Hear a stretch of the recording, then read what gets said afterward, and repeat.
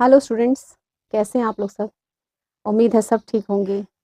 आज बहुत टाइम के बाद और लर्न विद अंजू मैम के साथ आप लोग आए हैं और क्लासेस दोबारा से रीस्टार्ट हो रही हैं। तो बहुत गैप हो गया, जनवरी से लेकर अभी तक अगस्त तक मैंने कुछ भी पोस्ट नहीं किया।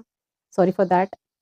एक्चुअली कुछ बिजी हो गए थे। पहले मैं भोपाल से क्लासेस देती थी, अब हम शिफ्ट हो गए परमानेंटली। शिफ्टिंग का चक्कर चल रहा था, थोड़ा सा शिफ्ट हो रहे थे। तो कहाँ शिफ्ट हो गए हम? अपने होम टाउन में, कश्मीर। अब कश्मीर से आप लोगों को मैं क्लास प्रोवाइड करूँगी।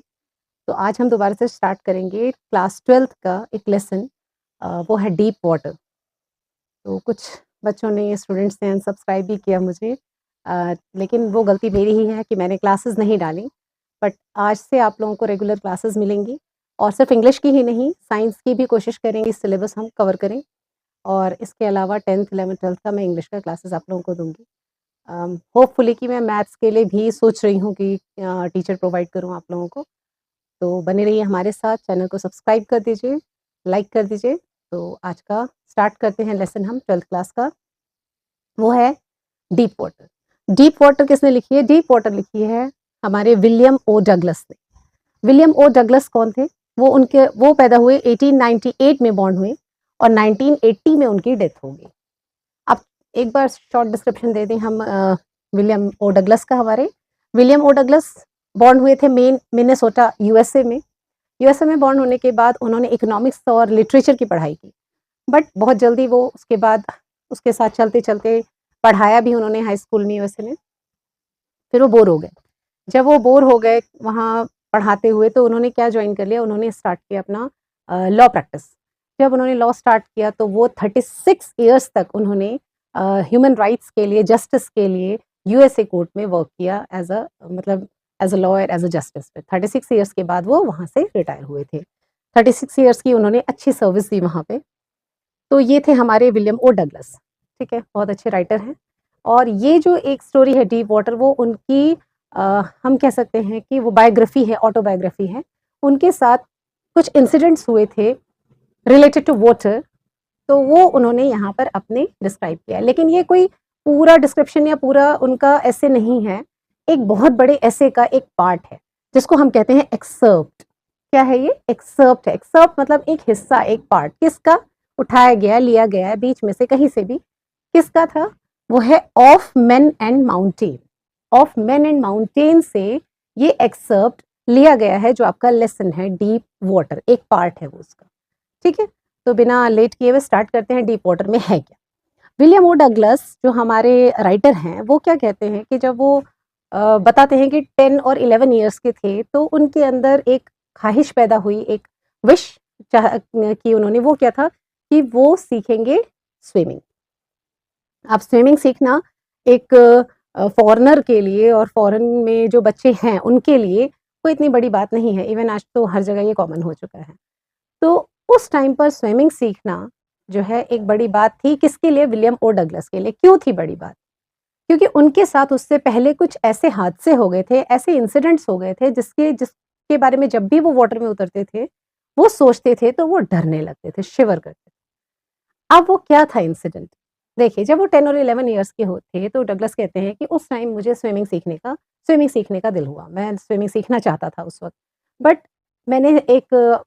मैंने सोचा कि मैं अगर रिवर में डायरेक्टली जाऊँगा तो वो उनके लिए पॉसिबल नहीं था, क्योंकि याकिमा रिवर जो था, कौन-सा? याकिमा रिवर, वो बहुत ही गहरा था। उधर जाने से बेटर उन्होंने क्या सोचा कि मैं एक कौन से वाईएमसीए पूल में जाकर सीखूँगा स्विमिंग। लेकिन जैसे वो पूल में उतरते थे तो उन्हें क्या याद आता था? बचपन में हुआ एक इंसिडेंट। फिर यहाँ पर वो अपना फ्लैशबैक में जाते हुए याद करते हैं कि बचपन में उनके साथ क्या हुआ था। बचपन में जब वो ऑलमोस्ट 3 या 4 इयर्स के होंगे, कितने? ज़्यादा नहीं, 3 या 4 इयर्स के, वो अपने फादर के साथ कैलिफोर्निया के एक बीच में गए। ठीक है? जब वो बीच में गए वहाँ पर, तो वो एन्जॉय कर रहे थे, खेल रहे थे, कूद रहे थे, और जब वो अपने फादर के गोद में भी थे, तो अचानक से एक ऐसी लहर आई, एक ऐसी वेव आई, जो उनके ऊपर से गुज़र गई। दो कि उनके फादर ने उन्हें पकड़ा हुआ था, बट वो उस लहर से, उस वेव से इतना डर गए, वो उसकी झाग, उसका सर्फ कहते हैं, ऐसा था कि इतना वो ज़्यादा डर गए कि वो उस इंसिडेंट, उनको ऑलमोस्ट लगा था कि वो ब्रेथलेस हो गए हैं, अब उनके अंदर सांस नहीं है और वो उनका लास्ट टाइम है, अब वो मर जाएंगे। इधर फादर उस चीज को एंजॉय कर रहे हैं, वो हंस रहे हैं, लेकिन वो पल उनके लिए बहुत ही डरावना था।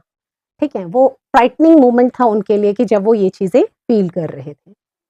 जब वो घर आए तो उनकी मम्मा ने उसके बाद उन्हें बहुत कुछ, मतलब हमेशा से बताया कि हाँ, पानी से दूर रहना या पानी में नहीं जाना या कुछ, तो हमेशा से वो दूर रहते रहे। लेकिन 10-11 ईयर्स, अब वो ये इंसिडेंट जब याद करते हैं तो वो उनके लिए इतना ज़्यादा डरावना होता है कि वो चाहते ही नहीं है फिर कि मैं, वो सोचते हैं मैं कैसे पानी में उतरूँ? पानी में उतरना उनके लिए बहुत मुश्किल है। एनी हाउ, उन्होंने पहले सोचा कि ठीक है, स्विमिंग पूल में सीखेंगे, और उस स्विमिंग पूल में जो वाईएमसीए पूल था, वहाँ का जो वाटर था, शैलो वाटर, वो मतलब जो बाहर की साइड पे जो वाटर था, किनारे था, वो उतना डीप नहीं था। लेकिन अंदर जाते-जाते बीच में वो वाटर बहुत ज़्यादा डीप था, 9 टू 10 फीट डीप। उन्होंने सोचा कि मैं पहले साइड से ही सीखूँगा, लर्न करूँगा स्विमिंग, फिर मैं धीरे-धीरे खुद ब खुद आगे धीरे-धीरे बढ़ूँगा। अब एक दिन क्या होता है, अब ये तो ठीक है, उन्होंने एडमिशन ले ली, वो स्विमिंग पूल में जा रहे थे। अभी कुछ ही टाइम हुआ था जाते हुए कि एक दिन वो जब पहुँचे वहाँ पूल में, तो वो अकेले थे, वहाँ सन्नाटा था, कोई भी नहीं था। तो रादर कि वो अकेले पूल में जाते, क्योंकि उन्हें पता था कि उनको जो है वो सारा रिकॉल हो जाएगा, वो सारे मोमेंट रिकॉल होंगे जो उनके साथ बचपन में हुए थे। उस डर की वजह से वो स्विमिंग पूल में अकेले नहीं जा रहे। वो स्विमिंग पूल के किनारे बैठ गए और बैठ के बस यही सोच रहे थे कि जब कोई आएगा, कोई आ जाए तो उसके बाद ही मैं स्विमिंग करूँगा। तब तक क्या होता है, अचानक एक शरारती लड़का, जो कि अच्छा, मैं कह सकती हूँ कि उसमें है बिग बली बॉय, ठीक है? बहुत बड़ा है, हट्टा-कट्टा लड़का जो है वो आता है, और वो क्या करता है, वो एक कहते हैं ना, वो उसको बस परेशान करने के लिए या उसके साथ जस्ट फन करने के लिए वो क्या करता है, उसको, वो जिस पोजीशन में बैठा होता है उसी पोजीशन में वो उसको उठाता है, और ये कहता हुआ कि अगर मैं तुम्हें इसी तरीके से अंदर डाल दूं तो क्या होगा, और वो उसे बीच में वाटर के डाल देता है, पूल में डाल देता है। किसको? हमारे विलियम ओ डगलस को। अब वो पूल में जिस पोजीशन में थे उसी बैठे हुए पोजीशन में वो नीचे जा रहे हैं, लेकिन हाँ, वो कहते हैं कि मैं, बेशक मैं जो है नीचे जा रहा था, मेरी बॉडी नीचे जा रही थी, लेकिन साइकोलॉजिकली मैं क्या था, अलर्ट था, मतलब मेरा माइंड काम कर रहा था। ठीक है, मेरा माइंड एक्टिव था, और एक्टिव होने की वजह से मैं सोच पा रहा था कि मुझे क्या करना है। और वो नीचे जाते हुए ये सोच रहे हैं कि जैसे ही मैं नीचे तक पूल के पहुंचूंगा, और वो कहाँ उसने डाला, बीच में डाला जहां डीप वाटर था, 9 to 10 फीट। और वो सोच रहे हैं कि जब मैं नीचे जाऊंगा, तो मैं नीचे जैसे ही मेरे फीट टच करेंगे बॉटम से, तो मैं एक जोर का जंप मारूंगा, मतलब एक पुश करूंगा, और पुश करने के बाद मैं क्या होगा, मैं ऊपर की तरफ आऊंगा बम्प करके, जैसे बम्पिंग में होता है ना, हम नीचे कूदते हैं और ऊपर आते हैं। उन्हें ये लग रहा था कि मैं वैसे ही पुश करूंगा, नीचे नीचे बम्प करूंगा और ऊपर आ जाऊंगा। फाइनली धीरे धीरे धीरे वो बहुत कोशिश कर रहे थे ऊपर आने की, नहीं हो पा रहा था। अब जब उन्होंने लास्टली, उनका फीट टच हुआ उस बॉटम से, उन्होंने वो बम्प करने की कोशिश की, उन्हें लगा कि उनका वो हाईएस्ट बम्प है, उनको, उन्होंने पूरी जान लगा दी, जोर लगा दिया, बट एक्चुअली वैसा था नहीं। वो बम्प हो रहे थे, लेकिन इतना नहीं कि वो पानी से 9 फीट या 10 फीट पानी से ऊपर आ सके। वो ऊपर आते, और कहते हैं कि इस हद तक मैं आया था कि मेरे नोज, मेरा हेड तो बाहर था, फोरहेड बाहर था, आईज बाहर थी, लेकिन मेरे मुंह जो था, माउथ जो था, वो अभी भी वाटर में था, और वो सांस लेना उनके लिए मुश्किल हो रहा। धीरे धीरे एक बार ये कंडीशन आई, फिर वो दोबारा ये सोचने लगे कि मतलब उनका जो विल पावर था वो कहीं पे भी छूट नहीं रहा था, कॉन्फिडेंस उनके अंदर ये था, वो विल था कि नहीं, मुझे निकलना है बाहर, मुझे बचना है, और वो उस डर से लड़ रहे थे, डर हाई लेवल पे, लेकिन वो लड़ रहे हैं। अब वो नीचे जा रहे हैं, फिर सोचते हैं मैं दोबारा एक बार नीचे मेरा पैर टच हो जाए बॉटम से तो मैं फिर से कोशिश करूंगा। इसी तरह से 3 बार की कोशिश उन्होंने की, लेकिन जब थ्राइस कोशिश करने के बाद, 3 टाइम्स कोशिश करने के बाद उन्हें वो कामयाबी नहीं मिली, उनका फेस तो आता था ऊपर हाफ, बट पूरे तरीके से वो बाहर नहीं आ पाते थे। लास्टली क्या हुआ, एक अजीब सी शांति, एक अजीब सा पीस उनके माइंड में बैठ गया, और उस पीस में कहते हैं कि वो एक, जब मैंने ये सोचना छोड़ दिया, मेरे को ऐसा लगने लगा कि मेरे पैर जो हैं वो अब काम नहीं कर रहे हैं और एकदम शांत हो चुके हैं, काम हो चुके हैं, और मैं जो है अंदर से स्लीप महसूस कर रहा हूँ। तो उस वक़्त मुझे लगा कि मैं एक पीसफुल मोमेंट में आ चुका हूँ। अब उनको किसी तरह का डर नहीं था। देखो हम लोग डरते कब हैं? डरते कब तक हैं हम? जब तक हम किसी चीज़ से लड़ते हैं, है ना? अगर हमें पता है कि हमें एग्ज़ाम देना है, ठीक है? एग्ज़ाम देने के लिए हम जद्दोजहद करते हैं, एग्ज़ामिनेशन पेपर आने तक हमें डर लगता है कि पता नहीं पेपर में क्या होगा, क्या नहीं होगा। जिस दिन हमें ये सोचेंगे यार ठीक है, जो होना है देखी जाएगी, तो उस दिन वो डर क्या होता है हमारा निकल जाता है। बट एग्ज़ाम में आप लोग ऐसा नहीं सोचेंगे, आप लोग एग्ज़ाम में मेहनत करेंगे, ठीक है ना? कभी-कभी कुछ डर अच्छा भी होता है। डर को ओवरपावर नहीं होने देंगे हम, बस हमें इतना सोचना है कि चाहे कंडीशन कुछ भी हो, हमें अपने फ़ियर को ओवरपावर नहीं होने देना है, ठीक है? हमारा विल पावर हमारे फ़ियर से ज़्यादा स्ट्रॉन्ग होना चाहिए। चलिए, अब क्या हुआ कि अब वो सोचने लगा कि मैं उस पोज़ीशन पे आ गया कि अब मैं स्लीपी महसूस कर रहा हूँ, अब मुझे कोई जद्दोजहद नहीं करनी है। वो एक कहते हैं कि मैं पीसफुल कंडीशन में आ गया, अब मुझे डर से डर नहीं था, अब मुझे मौत का डर नहीं। और उस कंडीशन में आते-आते धीरे-धीरे क्या हुआ, अब वो अनकॉन्शियस हो गए। अनकॉन्शियस होते हुए वो नीचे की तरफ जा रहे थे और एक फाइन स्लीप में थे वो। उनका कहना, वो कहते हैं कि मैं एक फाइन स्लीप में था, ठीक है? एक्चुअली वो अनकॉन्शियस हो चुके थे। जब उनको अचानक उनकी एकदम से आँख खुलती है उसके बाद, तो वो क्या देखते हैं खुद को देखते हैं कि मैं कहाँ पर हूँ? मैं स्विमिंग पूल के ऊपर लेटा हूँ, ठीक है? वो देखते हैं कि मैं ऊपर लेटा हुआ हूँ, मेरा कोच मेरे सामने है, वो बली बॉय जो है, बिग बली बॉय, वो भी सामने खड़ा है और उसकी एक आवाज़ कानों में आती है कि वो कह रहा है कि मैं तो बस मज़ाक कर रहा था। But was it a joke? Was it a fun? क्या था वो फन था? नहीं, इस तरह का जो मज़ाक, जो फन किसी की जान ले सकता है, वो फन नहीं होता, मज़ाक नहीं होता, ठीक है? तो वो कहता है कि मैं तो बस एक खेल रहा था इसके साथ, मज़ाक कर रहा था। इतनी बात उसे कानों में आती है और उसे कोच कहते हैं कि अगर इस बच्चे को कुछ हो जाता तो? अगर इसको कुछ हो जाता तो क्या करते? इतना बोल के उसको कहते हैं कि वो इसको हाँ, रेस्टिंग रूम में ले जाओ। जब वो वहाँ से रेस्टिंग रूम में जाता है, उसके बाद वो थोड़ा उसकी हालत ठीक होती है, वो पैरों में शिवरिंग फ़ील कर रहा है, पैरों में ऐसा लग रहा है, उसको कहता है कि मुझे लेग ऐसा लग रहा था कि जैसे कुछ है ही नहीं, शिवर कर रहे हैं या ऐसा है कि बिल्कुल वो हो चुके हैं, बिल्कुल सुन्न हो चुके हैं, इस तरह की फीलिंग आ रही थी। तो बोलता है जब मैं किसी तरीके से, जब थोड़ी-सी अंदर से एनर्जी आई, थोड़ा मैं एक्टिव हुआ तो मैं घर की तरफ चला। लड़खड़ाते घर पहुँच गया, बोलते घर पहुँचने के बाद मैं वहाँ रूम में गया और सो गया, ठीक है? बहुत थक गया था तो मैं सो गया, लेट गया। बोलते एक तो इंसिडेंट उसके 3-4 इयर्स में हो गया, है ना? ये बताया ना मैंने। अब उसका दूसरा इंसिडेंट जो वाटर के साथ था वो 10-11 इयर्स में फिर से हो गया। अब भैया 2-2 बार ऐसे हादसे हो गए जहाँ जान जाते-जाते बच गई, तो बच्चे के दिल में डर तो बैठेगा ही। उसके बाद से ये कहते हैं कि मैंने तो पानी की तरफ देखना ही छोड़ दिया। बच्चे एन्जॉय करते थे, सब जाते थे, फिशिंग के लिए जाते थे, ठीक है? अलग-अलग फिशेज़ का नाम बताया हुआ है आपके लेसन में, ठीक है? तो वो अलग-अलग जगह पे जाते थे, न्यू हैम्पशायर में जाते जाते थे सब फिशिंग करने के लिए, ट्रॉट फिशिंग करते थे, कहाँ पर ओरेगैनो में जाते थे और सैल्मन की फिशिंग कोलंबिया में होती थी। तो बोलते लेकिन मैं नहीं जा पाता था। मैं इन सारी चीज़ों से दूर था, इन सारे मज़ों से, इन सारे फन से, इन सारे एक्साइटेड एडवेंचरस चीज़ों से मैं बिल्कुल दूर हो गया था। मैं इन सब चीज़ों को एन्जॉय ही नहीं कर पा रहा था। उसके बाद इसके अलावा वो कहते हैं कि फिशिंग ट्रिप से मैं दूर हो गया था। मुझे कैनोइंग से, बोटिंग से, स्विमिंग से, इन सब चीज़ों से मैं दूर था। मैं किसी चीज़ को भी एन्जॉय नहीं कर पा रहा था जस्ट बिकॉज़ कि वो क्या हो गए थे, एक डर, एक फ़ियर बैठ गया था, किसका? वाटर का। किसके दिल में? विलियम ओ डगलस के दिल में। कितनी बार? 2 बार, 2 इंसिडेंट के बाद, ठीक है? लेकिन अब क्या हुआ कि कुछ टाइम ऐसे ही निकला बट वो चाहत अंदर स्विमिंग सीखने की, इन सब चीज़ों को एन्जॉय करने की, वो कहीं न कहीं उनके दिल में थी। वो चाहते थे कि नहीं मैं सीखूँ, मैं जानूँ, मैं भी बाकी बच्चों की तरह एन्जॉय करूँ, मैं भी बाकी लोगों की तरह एक छोर से दूसरे छोर तैरता हुआ, स्विमिंग करता हुआ जाऊँ। इस चाहत ने उन्हें रुकने नहीं दिया, ठीक है?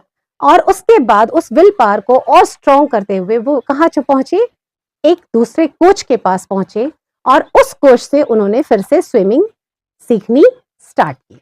ठीक है, अब वो ऐसी जगह गए, ऐसे कोच के पास गए जिन्होंने उसको क्या किया, उन्होंने, वो बताते 1 अक्टूबर का दिन था, 1 अक्टूबर को वो कहते हैं, मैं कहाँ गया, 1 अक्टूबर को, 1 अक्टूबर, 1 अक्टूबर को कहाँ गए मैं, बोले मैं दोबारा से मैंने स्विमिंग क्या की, स्टार्ट की। ठीक है, अब मैंने स्विमिंग पूल में जब गया तो वहां पर जब कोच से वो मिले और वो उस कोच ने क्या किया, उनको कमर पे एक बेल्ट बांधी। ठीक है, और उस बेल्ट के साथ उन्होंने क्या किया, उसको रोप के साथ, एक हुक और रोप के साथ कनेक्ट किया, ऊपर की जाती हुई एक वायर के साथ। ठीक है, ऊपर एक कहते हैं वायर के साथ उसको कनेक्ट किया और दूसरा जो हिस्सा था, दूसरा पार्ट था, वो कोच के खुद के हाथ में था, रस्सी का, रोप का, ताकि वो जब चाहे वो अपना जो भी ग्रिप है उसको लूज करके उसको थोड़ा आगे स्विम करने दे। इस तरीके से उन्होंने कुछ उसको अरेंज किया। कहते हैं 3 मंथ्स मुझे लग गए, सिर्फ किसके लिए, जब मैंने ये सीखा कि मुझे पानी में कैसे उतरना है और सांस, नाक से सांस कैसे बाहर निकल के मुझे लेनी है और पानी में जाके कैसे छोड़नी। 3 मंथ्स इस प्रैक्टिस को लगे, पानी में जाना, वापस आना, जाना, वो कहते धीरे धीरे वो मुझे लूज करते थे, रोप को लूज करते थे मेरे कोच, और उस हिसाब से मैं स्विम करता था। 3 मंथ्स के बाद उन्होंने सिखाया उन्हें स्ट्रोक, मतलब पैर पैडल कैसे करना है और एक आगे कैसे बढ़ना है या स्ट्रोक कैसे करना है। दूसरे अलग अलग स्ट्रोक्स होते हैं ना स्विमिंग में, तो वो डिफरेंट स्ट्रोक्स उन्होंने धीरे धीरे उन्होंने उसको और सिखाया। 1-1.5 महीने में उन्होंने वो पैडलिंग करना भी सीखा। फिर जब वो किनारे थोड़े परफेक्ट हो गए तो उनको कहाँ लिया गया, उन्होंने जो उनके कोच थे वो बीच में ले गए।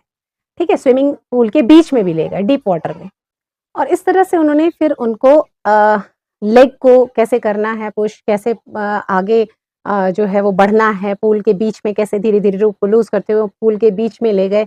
वीक्स निकले और इस तरह से पीस बाय पीस उन्होंने, उस कोच ने उनको क्या बना दिया, एक स्विमर बना के तैयार किया फाइनली उन्होंने। और इस तरह से धीरे धीरे उनका डर भी क्या हुआ, थोड़ा दूर होता गया। जैसे ही वो प्रैक्टिस करते गए तो उनका धीरे धीरे डर भी दूर हो गया। फाइनली जो है कोच ने उन्हें बताया 3 मंथ्स की वहां ट्रेनिंग के बाद, और उसके बाद कुछ हफ्ते और देने के बाद जब वो परफेक्ट हो गए, उन्हें लगा कि नहीं अब वो स्विम कर सकते हैं, और रोप के बगैर भी उन्हें अंदर स्विमिंग में भेजा। उसके बाद उन्होंने कहा कि अब आप, अब बिना किसी रोप के, बिना किसी अटैचमेंट के, बिना किसी सपोर्ट के आप खुद अब स्विम कर सकते हो, क्योंकि you are now a good swimmer. ठीक है, फिर वो स्विम करने लगे और करते गए। स्विमिंग पूल में जाने पर उनका डर जो है वो अब उनके पास नहीं था, मतलब वो उस डर पे एटलीस्ट वो जीत हासिल कर चुके थे। वो डर एक स्लैक हो चुका था, मतलब लूज हो चुका था, खत्म हो चुका था, बीत चुका था, कहीं जा चुका था। ठीक है, अब वो जब वो स्विमर बन के तैयार हो गए तो उन्हें अब वो आते थे स्विमिंग पूल में, स्विमिंग करते थे, और उन्हें वो डर उनके अंदर नहीं था।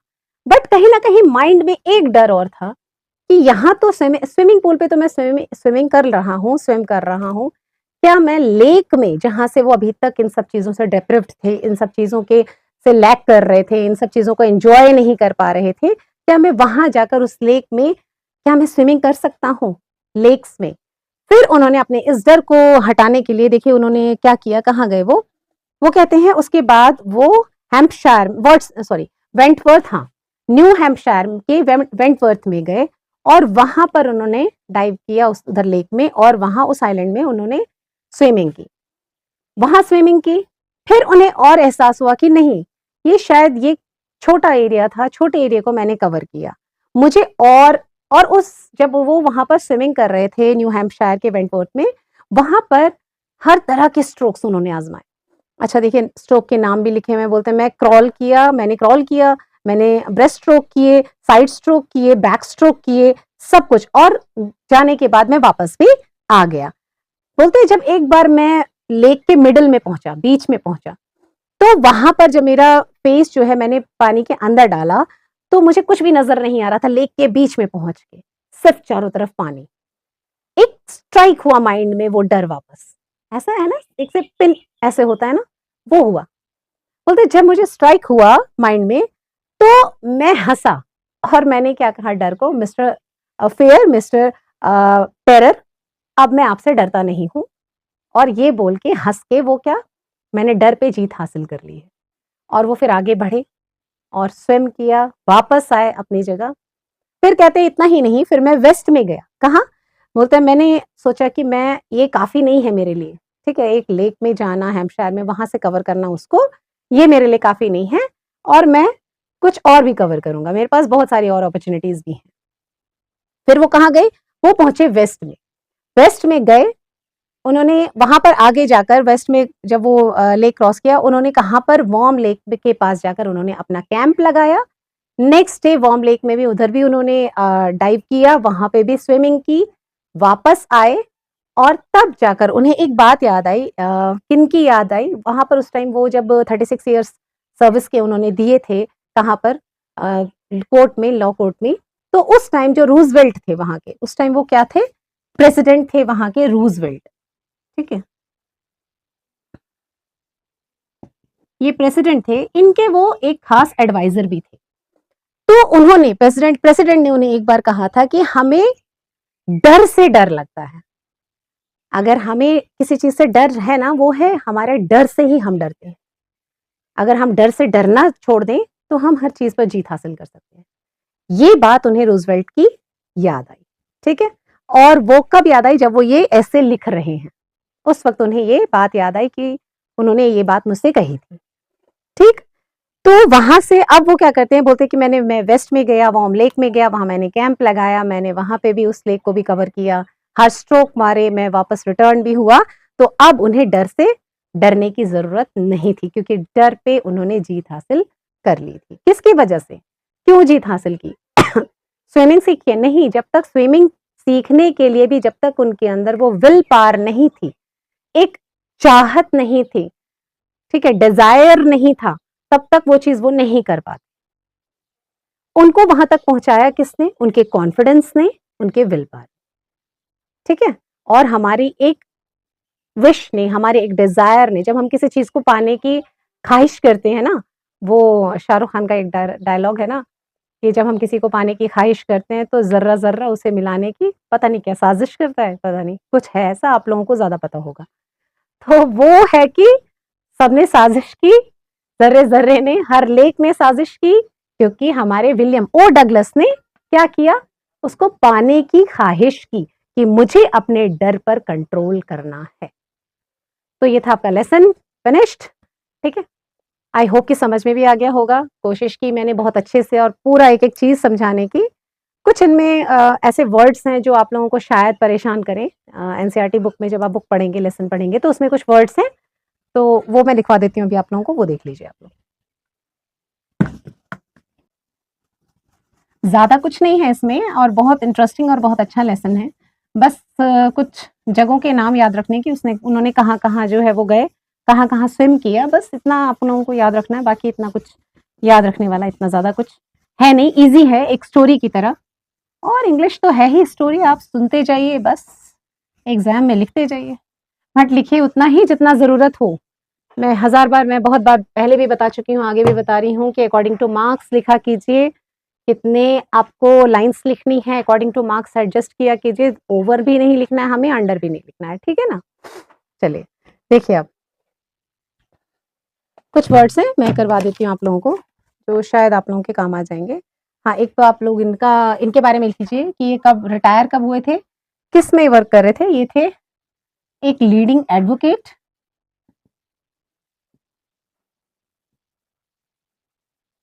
ठीक है, एक एडवाइजर भी थे। किन के एडवाइजर थे? हमारे उस टाइम के जो प्रेसिडेंट थे, फ्रैंकलिन प्रेसिडेंट,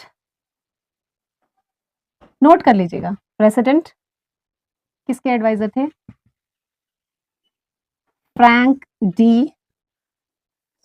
फ्रैंकलिन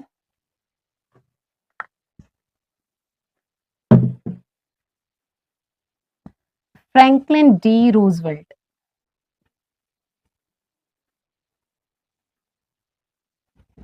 ठीक है, अच्छा, वर्ड्स लिखवाने से पहले कुछ चीजें हैं, जैसे थीम, सब थीम और स्टाइल।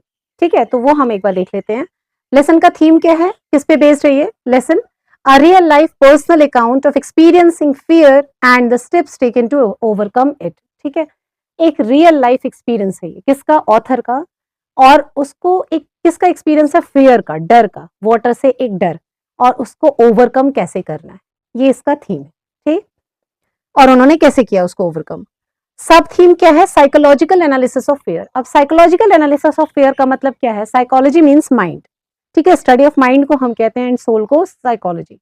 तो जब आपको मैंने बताया ना कि वो पानी के अंदर जाता हुआ भी उसका माइंड एक्टिव था, ठीक है, और किसके बारे में एनालाइज किसको किया जा रहा है इस पूरे लेसन में? किसको एनालाइज किया जा रहा है माइंड के थ्रू? किसको एनालाइज किया जा रहा है? वो हमारे डर को, हमारे फियर को। तो वो इसका क्या बन जाता है? सब थीम, कि एक डर को एनालाइज करना और उस पर उसको ओवरकम करना। ठीक है, ये हमारा सब थीम है। अब स्टाइल क्या है, किस तरीके का स्टाइल फॉलो किया गया यहाँ पर? सबसे पहली बात है कि लिखने वाला जो है, ये जो हमारी राइटिंग है ये क्या है? ऑटोबायोग्राफी है। और ऑटोबायोग्राफी जो होती है वो कौन लिखेगा? फर्स्ट पर्सन ही लिखेगा ना। First person, second person, third person, ये आपने शायद पढ़ा होगा किसमें? प्रोनाउंस में। ठीक है, तो अब ये आ गया फर्स्ट पर्सन, मतलब हो गया जो पहला इंसान है, जो बात कर रहा है, जो बोल रहा है, जो स्टोरी सुना रहा है, वही इसको लिख भी रहा है। तो नैरेटिव स्टाइल क्या है? हम लिखेंगे फर्स्ट पर्सन नैरेटिव स्टाइल है किसका? पर्सनल एक्सपीरियंस का। ठीक है, करेक्ट हो गया यहां तक। बाकी एक इसमें बहुत इंपॉर्टेंट चीज है, वो मैं आप लोगों को करवा दूंगी। ठीक है, वर्ड्स नहीं कह सकती मैं, उसको कह सकती हूँ, एक सेंटेंस है, उसमें है आई सबड्यूड माई प्राइड। आई, पहले आप लोग इसका एक स्क्रीनशॉट ले लीजिए। चलिए अब नेक्स्ट कर लेते हैं। दो चीजें हैं जिससे ये आपस में एक दूसरे से रिलेट कर रही हैं, ठीक है, और ये क्वेश्चन आ सकता है आपको एग्जाम में। सो ये जरूर देख लीजिए, इसको जरूर ध्यान से सुनिएगा, समझिएगा। एक सेंटेंस आता है आपका इसमें, वो है आई सबड्यूड माई प्राइड, और उससे पहले दो वर्ड आए हैं और वो हैं स्किनी लेग्स। स्किनी लेग्स हो गए thin legs, very thin legs जिसको कह सकते हैं हम। ऑथर बहुत ज्यादा क्या होते हैं, 10-11 ईयर्स के, जब वो सीखने जाते हैं स्विमिंग तो वो बहुत पतले दुबले थे। ठीक है, तो वो कहते हैं कि जब मुझे स्विमिंग सूट पहनना था और मेरी लेग्स नजर आ रही थी, तो वो मेरी लेग्स इतनी पतली थी कि मुझे एक शेम महसूस हो रही थी, मैं शाइनेस महसूस कर रहा था उस पानी में उतरने में सबके सामने। ठीक है, तो वो स्किनी लेग्स अपने पतले पैरों के लिए उन्होंने इस्तेमाल किया। अब उसी के बाद वो कहते हैं आई सबड्यूड माई प्राइड, जो कि आ सकता है आपको क्वेश्चन,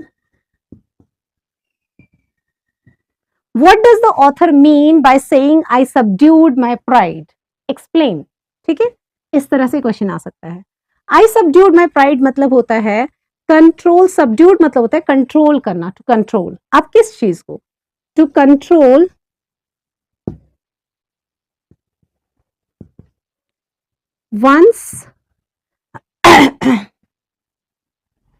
one's ego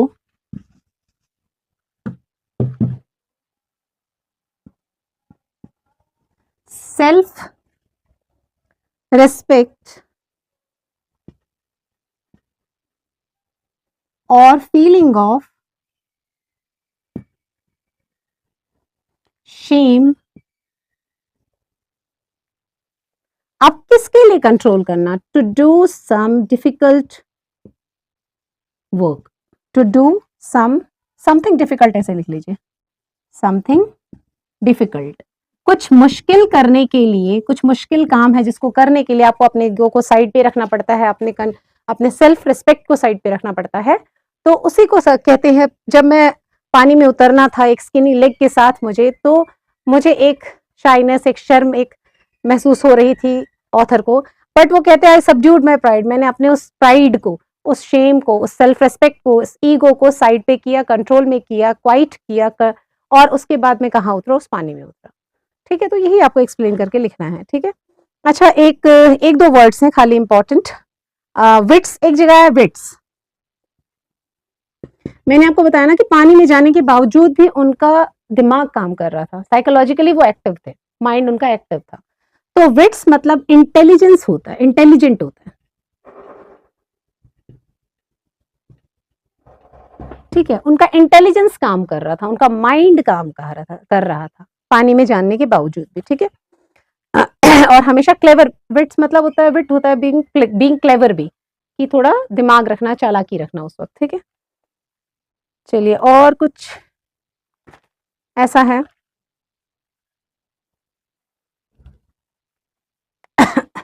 स्टार्क एक वर्ड आया है, इसका मतलब होता है अनप्लीजेंट और इम्पॉसिबल टू